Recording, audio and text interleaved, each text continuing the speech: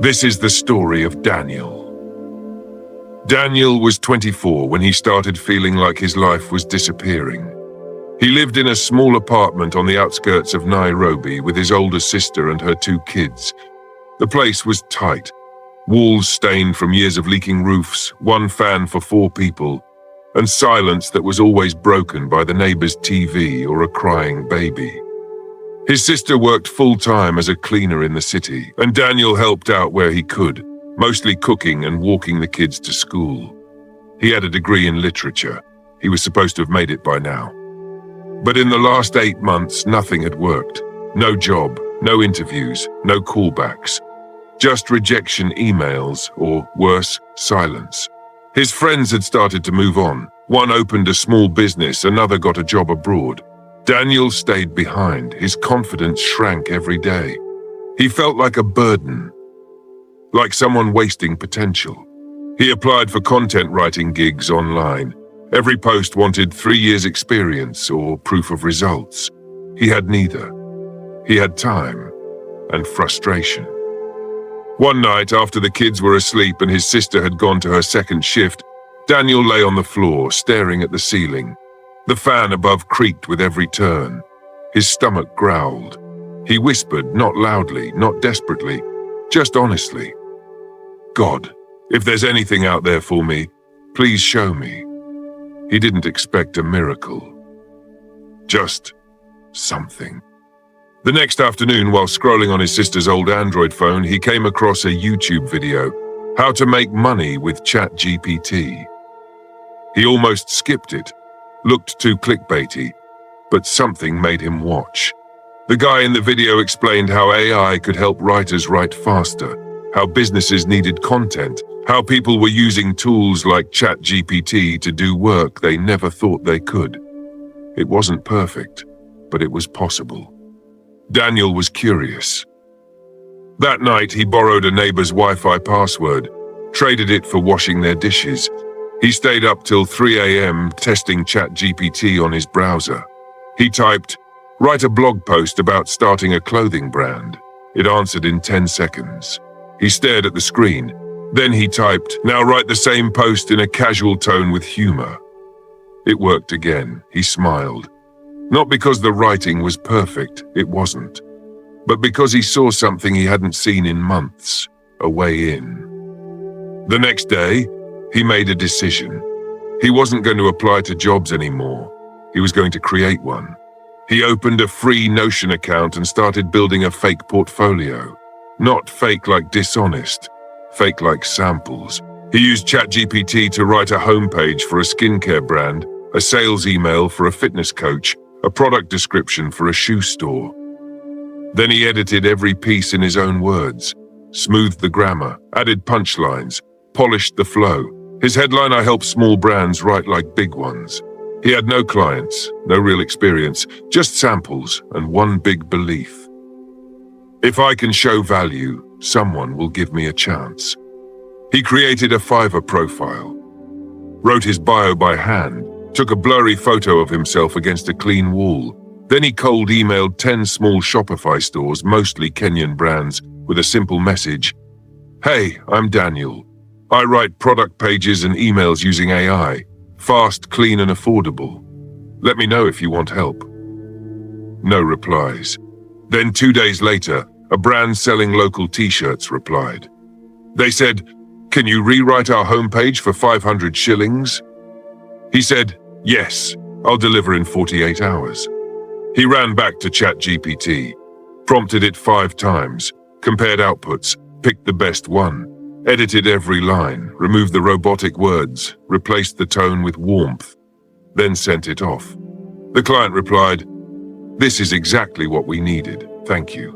Daniel stared at the message, not because it was huge money, 500 shillings barely covered internet, but because it was proof. Proof that his ideas weren't foolish. Proof that his skill had value. Proof that maybe, just maybe, God heard him that night on the floor. He didn't go out to celebrate. He stayed in and rewatched the YouTube video. This time he took real notes, studied how to create offers, how to charge better, how to position AI as a tool, not a shortcut. He started creating copy packs, a homepage, a product page, and 2 emails for small businesses. Fixed price, quick turnaround, all built with the help of ChatGPT and polished with his own touch. He created new samples every week, built credibility piece by piece. He didn't lie, he didn't claim years of experience, he just delivered good writing, fast. And the clients kept coming. Within 4 months, Daniel had worked with 7 local brands. None of them were huge, but they all had something in common. They came back for more. They liked his speed, his tone, his care, and even more, they liked him. Daniel wasn't just sending words. He was listening to their goals, adjusting their offers, improving how they spoke to customers. He realized he was a copywriter with a strategy, powered by AI, refined by human touch. He started learning the business side, how to price based on value, not time, how to create packages instead of per-word quotes, how to upsell a homepage into a full website revamp. He invested 1,000 shillings into a short online course about marketing psychology. Then another 1,500 into a video series on freelancing with AI. He didn't spend a cent on clothes or outings. Everything went back into learning and growing. Then came his first client, a Nigerian fashion brand looking for someone who understood voice. They offered $75 for 2 landing pages. Daniel didn't hesitate. He delivered in 3 days. The client tipped him $25 extra and referred him to 2 others. He used the money to buy a proper headset and a data bundle. From there, things moved quickly. He raised his Fiverr prices, started getting 5-star reviews. Clients from South Africa, India, and the UK showed up in his inbox. But it wasn't luck. It was the hours behind the scenes. Daniel built a Notion system to manage every client. He created a personal checklist for writing faster. And he built a folder of winning prompts for ChatGPT that helped him generate great first drafts without wasting time. By month 8, he was making $1,200 per month. More than any job offer he'd ever seen. But still, he didn't relax. He still had fears. What if AI replaces me tomorrow? What if I run out of clients? What if this was just a fluke? But instead of shrinking, he expanded. Daniel started mentoring. He made a short Notion guide in Swahili, How I Use AI for Writing Work. Then shared it on WhatsApp groups for job seekers. Young people started messaging him. Is this real? Can I try this with my phone? Where do I begin? And Daniel replied to every single one. Not because he was famous, but because he remembered. He remembered what it felt like to be hungry, to doubt, to whisper a prayer into a dark ceiling. He always told them the same thing. Don't wait for the perfect job. Build something small. Start where you are.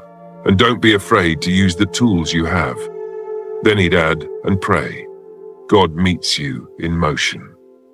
A year after that first 500 shilling gig, Daniel hit a new milestone. $10,000 in a single month. It wasn't from one client. It was from systems. He had built 3 offers. 1, AI-powered copy for small businesses. 2, prompt systems for other freelancers. 3, a course on profitable AI copywriting without a degree. And they were working. 1 helped businesses, 1 helped beginners, and 1 helped him grow. He hired his first virtual assistant from Uganda, started paying his sister's rent in full, took his niece to school with new shoes and a packed lunch. He even visited a small cafe downtown, the one he passed every day for a year, wishing he could afford coffee. He ordered 1 cup, sat by the window, opened his laptop, and started planning his next project. Daniel wasn't the smartest person in the room. He didn't have money. He didn't even have a proper desk until his 10th client. But he had 3 things: faith, focus, and the courage to move, even when he was afraid. That's what built his business. That's what changed his family's life. That's what made him more than a statistic. Now, when people ask him, how did you do it? He says, AI helped. But AI is just a tool. What really changed my life was believing I still had something to give and choosing not to wait.